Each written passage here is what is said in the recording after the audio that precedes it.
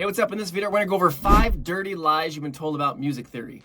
And yes, they're very dirty. So some people say you need music theory, some people say you don't, and there seems to be a lot of confusion on this subject. And I know when I was a kid, I was very confused because I would hear all these famous players in the magazines, always talking about, hey, they don't really know what they're doing, but yet they'd make awesome music, great guitar solos, and me wanting to play just like them.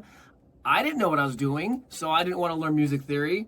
But I was completely clueless on what to do. And if I went and got a music theory book, it wouldn't make any sense. Or taking college classes, you go in there and you're learning all this theory and you're thinking, how is this gonna help me make a guitar solo? I don't get it.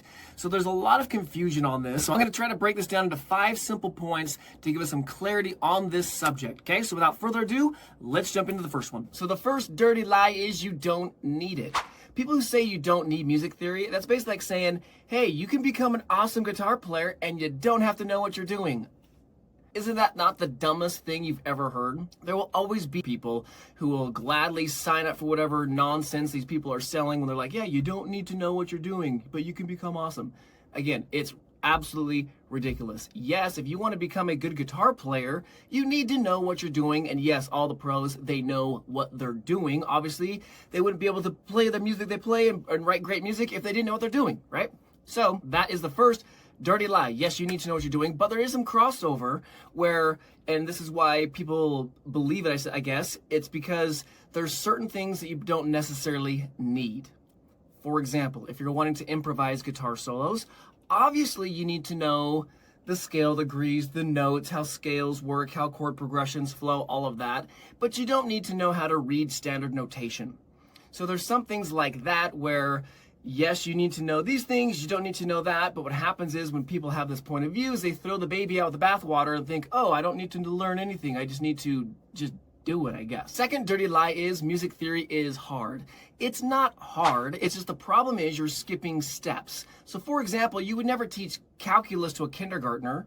That would make no sense, right? They need to learn other things first. And the problem is when, let's say, you Google something or you're in some chat group, some Facebook group or whatever else, and you ask a question, they don't know where you're at, and so they'll give you all sorts of answers, and some things may not be what you need right now.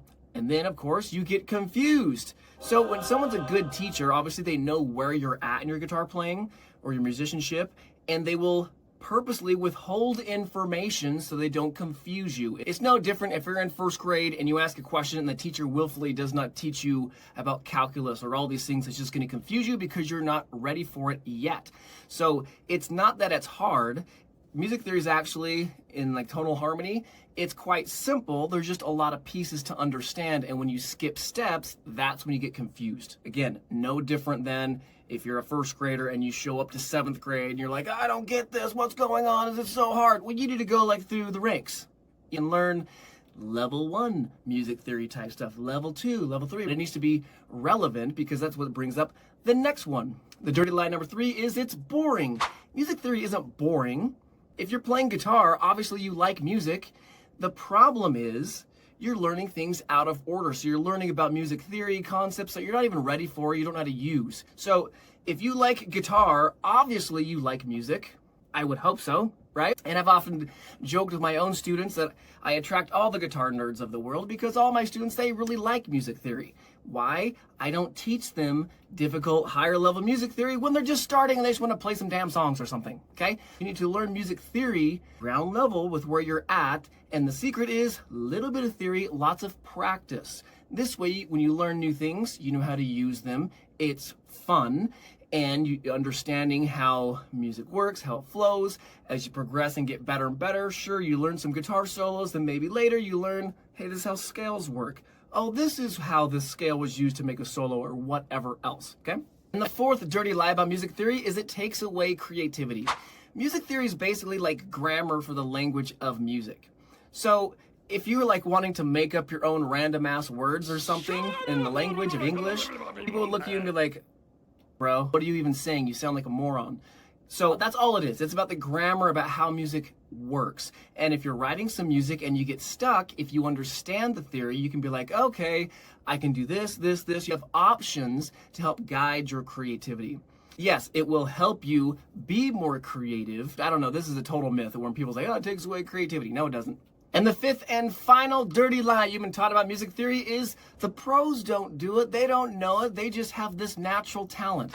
You know, they just came out of the womb and they were shredding on guitar. They never had to learn anything about music. Every pro, they got there because they worked their ass off and they know what they're doing. Sometimes they like to pretend they don't know. In fact, when I was a kid, I read this article, I believe it was in a Guitar One magazine, where it was this article about Eddie Van Halen, and he was jamming in the studio, and he's like, yeah, I don't know anything about like rhythm. I just kind of do it, dude. I should probably grab the article, but whatever. And at that point in my development, I learned a few things about music, and I could read between the lines. And I was like, really, bro, you're a professional, and hey, you play in perfect eighth notes, 16th notes, 16th note triplets, and you're telling me that you don't understand rhythm? I mean, kind of what he was alluding to is I don't know anything about rhythm, but he was also saying, I don't count in my head. No one counts in their head. No one counts the music.